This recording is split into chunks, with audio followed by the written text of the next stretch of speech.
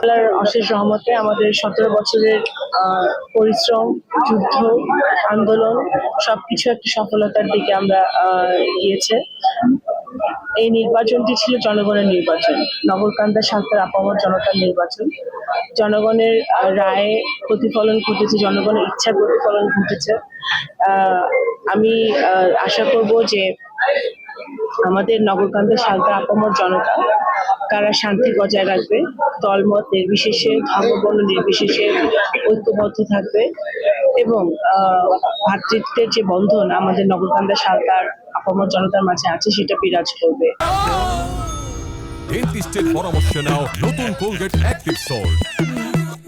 আমি যেটা নির্বাচনের আগে বলেছি বা গত 17 বছর ধরে বলে আসছি সেটা আমি পুঙ্খানুপুঙ্খরূপে পালন করতে চাই। আমি আমার প্রত্যেকটি পরিকল্পনা বাস্তবায়ন করতে চাই।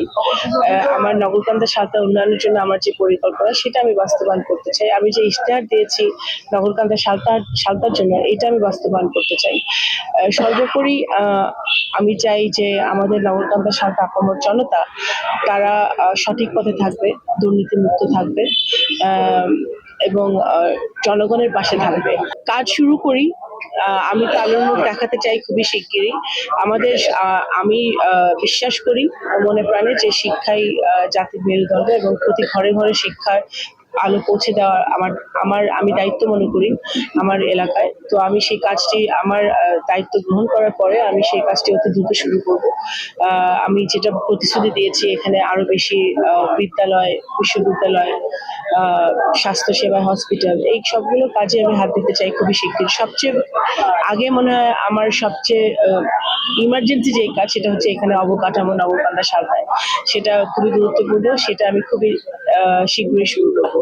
এবং আমার সকল ধর্মের মানুষ এখানে যারা আছে সবারই কিছু চাওয়া পাওয়া আছে। আমাদের যারা হিন্দু সম্প্রদায়ের ভাই বোনরা আছে তাদের কিছু সমস্যা আছে, সেই সমস্যাগুলো আমি সমাধান করতে চাই।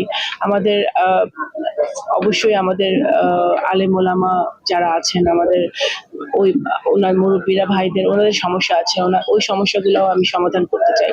তো সর্বোপরি সবগুলোই আমি সমাধান করতে চাই, কিন্তু আমি প্রায়োরিটি করে যেটা বেশি গুরুত্বপূর্ণ সেটা প্রায়োরিটি করে আমি কাজগুলো করতে চাই এবং আমি সবার সহযোগিতা সেটাতে কামনা করি। সবচেয়ে বেশি ধন্যবাদ প্রাপ্য হচ্ছে আমার নগরকান্দা সালতার মানুষ, আমার ভালোবাসার মানুষ, আমার হৃদয়ের মানুষ। আমি অবশ্যই নারীদের জন্য করতে চাই। নারীরা সবসময় আমার পাশে ছিল, যেহেতু আমিও একজন নারী। নারীদের উন্নয়নের, তাদের ভাগ্য উন্নয়নের জন্য, তাদের জীবনমান উন্নয়নের জন্য আমি কাজ করবো অবশ্যই। আমি আপনাদের মাধ্যমে আমাদের সকল নেতাকর্মী, আমার চারপাশে আমার সকল নেতৃবৃন্দরা আছে সামনে পেছনে, সকলকে আমার পক্ষ থেকে অনেক অনেক ধন্যবাদ জানাতে চাই। কারণ শুধু আজকের দিনটা না, গত 17 বছর ধরে আমি যেরকম কষ্ট করছি ওরাও কষ্ট করছে এবং অনেক জেল জুলুম, মিথ্যা মামলা, হামলা, এর মধ্যে আমরা এই আন্দোলনের মধ্যে আমরা আমাদের একজন কর্মীকে হারিয়েছি, আমি ভাইকে হারিয়েছি মারুফ, আমি ওকেও স্মরণ করি আজকে। এবং আমাদের সকল নেতাকর্মী এবং তাদের পরিবার যারা সাফার করেছে গত 17 বছর, শুধু নেতাকর্মীরা তো না, তাদের পরিবারও কিন্তু কষ্টের মধ্যে দিয়েছিল। তো প্রত্যেকটা পরিবারকে আমি আজকে ধন্যবাদ জানাই, প্রত্যেকটা নেতাকর্মীকে আমি ধন্যবাদ জানাই আমার পক্ষ থেকে এবং আমি আশা করব যে আগামী দিনে তারা আমার মতো এই দায়িত্বটা যে জনগণ আমাদেরকে দিয়েছে, দায়িত্বটাকে তারা সিরিয়াসলি নিবে এবং আমার সাথে ঐক্যবদ্ধভাবে তারা সামনে দিকে কাজ করবে।